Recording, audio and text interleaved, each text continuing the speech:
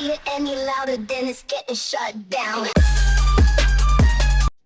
My name is Waffles, and I'm a government whistleblower turned political commentator, and this is the last 24 hours in the news. Today is October 22nd, 2025. It is 6:49 p.m. Mountain Standard Time. Here are the top U.S. news highlights for the past 24 hours. FEMA conditionality continued judicial pushback. A federal judge has ruled the administration again violated a prior order by reimposing conditions tying FEMA grant funding to state cooperation on immigration enforcement. That ruling and related court activity constrains how the administration can condition disaster relief and gives states legal grounds to challenge any withholding of funds. Lawsuits over rescinded clean energy grants. Local governments and nearly 24 states have filed suits seeking to block the Trump administration's cancellation of Solar for All and clean energy grants for low-income communities, litigation that seeks restoration of funding and could pause or reverse program cancellations. Congressional oversight heating up.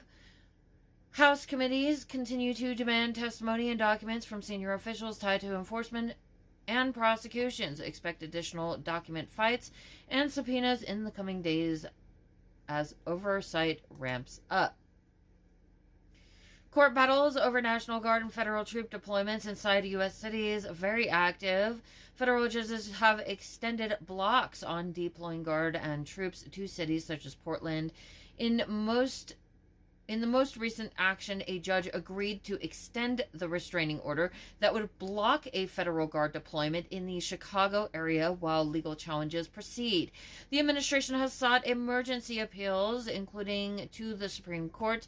Local officials and states continue to file briefs opposing deployments. This is the fastest moving domestic mobilization story right now. Offshore U.S. strikes near Venezuela, domestic, political, and legal fallout. Ongoing oversight. Recent U.S. maritime strikes on vessels in the Southern Caribbean have killed and detained people. Rights groups and some lawmakers are pressing for legal memos and briefings, and Venezuela has formally complained to the UN. These operations are producing domestic oversight demands and litigation risk tied to use of force authority. Protests and civil risk flashpoints. Large, mostly peaceful demonstrations, no kings, anti-deployment protests in multiple cities have occurred. Authorities have mobilized law enforcement resources in several urban areas, and civil liberties groups have signaled readiness to litigate over any heavy-handed federal actions. It looks like ICE has just been recently deployed in New York City. I am seeing current protests taking place in New York right now at this time. $11 billion infrastructure freeze. Immediate local risk. The administration announced it will freeze roughly $11 billion of Army Corps federal infrastructure obligations targeting projects in Democratic-run jurisdictions. That pause threatens near-term flood control, transit, and construction projects, and could slow jobs and mitigation work in the affected areas. Agency staffing moves and program rescissions, operational capacity risk. The combination of shutdown furloughs, large termination notices at agencies, CDC and NSA, reporting earlier in the month, and program rescissions, clean energy grants is creating immediate operational risk across disaster response, public health surveillance, permitting and local project delivery. Courts and emergency actions may blunt some effects, but uncertainty remains high. Permitting and project delays from the shutdown freezes. The infrastructure freeze plus reduced agency staffing is delaying permits, environmental and energy, and pausing contract awards. A near-term drag on local construction sectors, housing transactions in flood zones, and supply chain scheduling for contractors. Trade and tariff rhetoric, raising consumer price risk, continued administration threats on tariffs and trading partners. Retaliatory responses are pressuring freight rates and commodity flows, soybeans and cooking oil, which can feed through to retail prices and farm incomes. CDC staffing uncertainty remains a vulnerability. Reporting earlier this month documented large RIF notices and partial rescissions at the CDC. While some personnel were reinstated, many functions remain stressed, and public health experts warn that surveillance and outbreak response capacity could be degraded if staffing does not stabilize. No new nationwide outbreak reported in the last 24 hours, but capacity risk persists. Diplomatic fallout from strikes and trade posture. The U.S. maritime strikes near Venezuela have prompted a formal Venezuelan complaint to the United Nations and calls for briefings in Congress. At the same time, aggressive tariff rhetoric and export control, U.S.-China moves are increasing friction that affects U.S. exporters and diplomatic relations. Expect continued regional pushback and multilateral concern. Legal actions specifically against the Trump administration, Solar for All and EPA rescission suits. Court rulings checked domestic deployments and FEMA conditionality. Over the past 24 hours, the narrative is legal containment and operational squeeze. Courts are actively limiting aspects of federal enforcement and conditional aid rules, while the administration's use of funding pauses and oversees kinetic actions are producing political and legal blowback that affect domestic service delivery. Operational risks for citizens are concrete now. Infrastructure freezes, grant cancellations, agency staffing, and the courts are the primary immediate check on several administration moves. Arizona sues the U.S. House to force swearing in of Representative-elect Alita Grijalva. Why it matters, constitutional and representation fight that could change House arithmetic and accelerate related disclosure efforts. UN human rights experts call recent U.S. strikes near Venezuela extrajudicial executions. Why it matters raises international law and human rights pressure on U.S. policy, increases diplomatic fallout and congressional oversight risk. Pentagon memo restricts staff contact with members of Congress. Why it matters, a governance and transparency issue could slow congressional briefings and inflame oversight fights over recent leaks.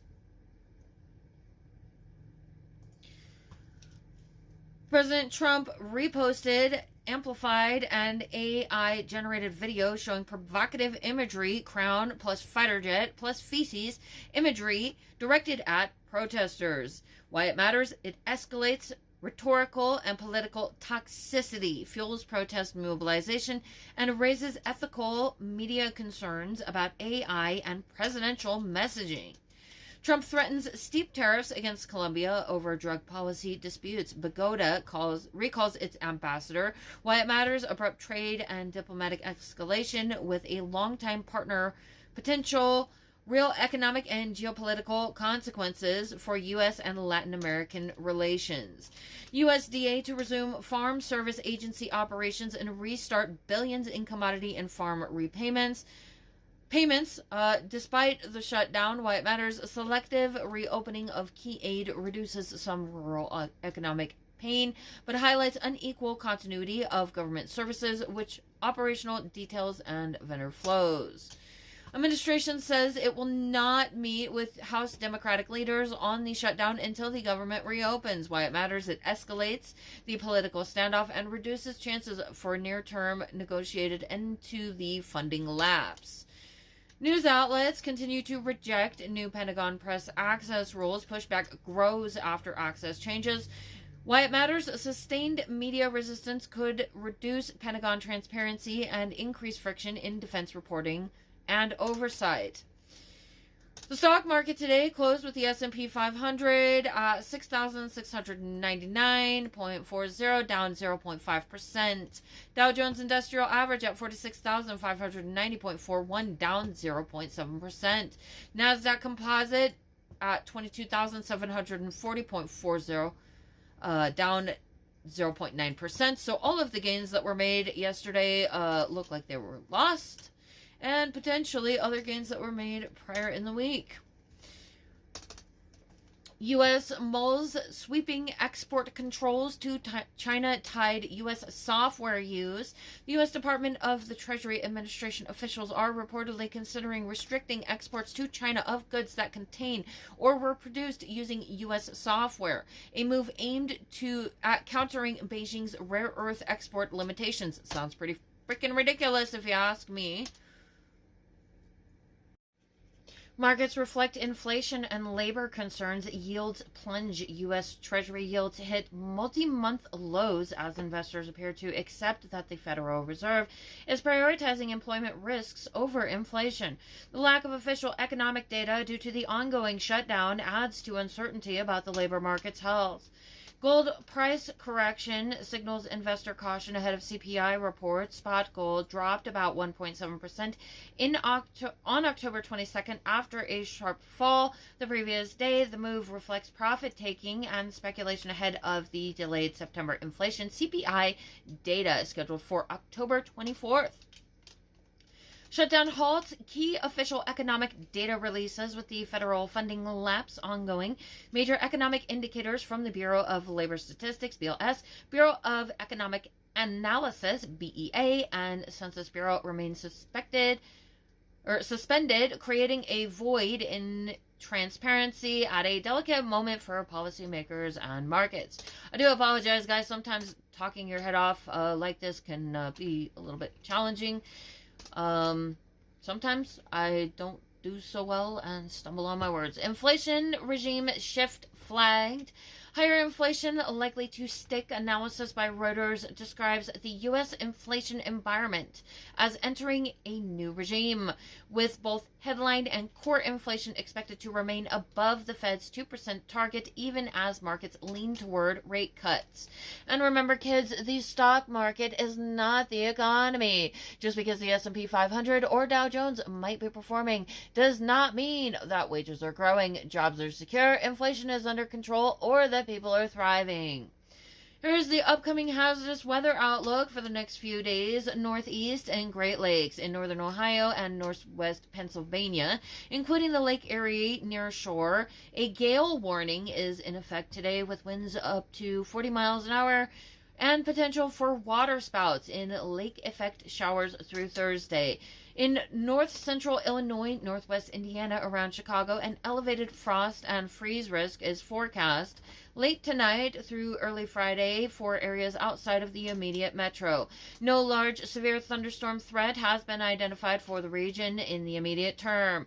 In the southeast, north and central Georgia, patchy dense fog through this morning, and high fire danger is likely this afternoon and early evening in central parts of the state due to dry conditions and enhanced winds. For the next 2 days, no widespread hazardous weather has been forecast, but near critical fire weather conditions remain a watch issue. Central and southern plains, according to National Convective Outlooks for Day 2, Thursday, there is a marginal risk of severe thunderstorms across parts of the southern plains and southwest, Colorado, New Mexico, Oklahoma, and Texas. For Day 3, a slight risk is indicated for isolated severe storms in west and central Texas, though confidence remains low. West Coast, Intermountain, and Southwest regions currently under a dry ridge. In the Southwest, Arizona, Nevada, Utah, and Intermountain West, wildfire and fire weather risk remain elevated given dry fuels, low humidities, and gusty winds. For the Pacific Northwest, no major hazard flagged in the immediate next few days, though precipitation chances raise later in the period.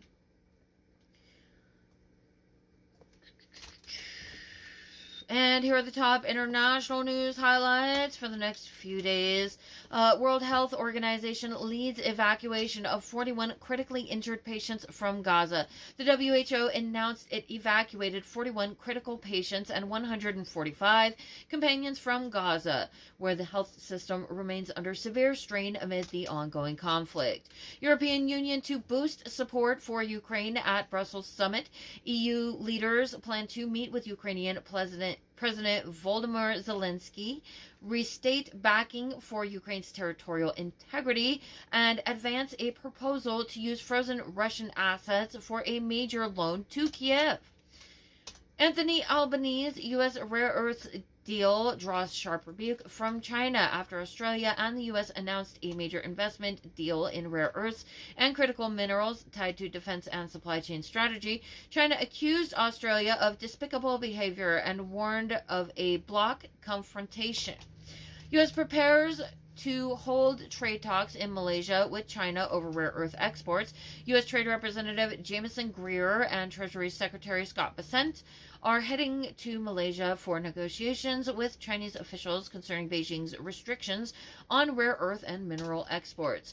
Oil prices surge over 1% on supply worries and U.S.-China trade signals. Brent crude rose to $62.26 a barrel and U.S. WTI to $58.16 a barrel, as markets flagged supply risks, including geopolitical tensions and possible progress in U.S.-China trade links. Jesper Brodin of IKEA honored for green leadership amid global sustainable business push. IKEA's retail head received honors for advancing sustainability. He noted that the company has started late and emphasizes acceleration of green transitions across business. This concludes our news report for today. My name's Waffles. Everybody stay safe out there. We'll see you later. So the Olympics is great. And Johnny, for the others, you know, the World Cup, Johnny is the head of it. We had our top people, Wasserman. They all came in on the Olympics, and then I saw Johnny. And we got the World Cup, too. And, you know, it's only because they rigged the election that I'll be your president representing you there. You know, I got both of them. I got the Olympics, and I got the World Cup. And I said, you know, it's too bad. One was in 2026, and the other was in 2028. And I said, I won't be there. I won't be your president. But then they rigged the election. And now we won, so I'm going to be your president for the Olympics and for the World Cup. So, Johnny, thank you for the World Cup. And everybody, thank you for the Olympics. We're going to have a great time. Hey guys, don't forget to like, share, subscribe, and comment on my videos. And also, don't forget to check out my shop where you could get this awesome Real Patriots Punch Nazis t-shirt. America, fuck yeah. And if you go to the link tree in my bio on most platforms, it's got links to everything, all of my stuff. You can find my shop there. I'm on eBay. You can also get this cool Exterminate MAGA sticker, cause MAGA's fucking cockroaches. And fuck MAGA, abolish MAGA, fuck you MAGA.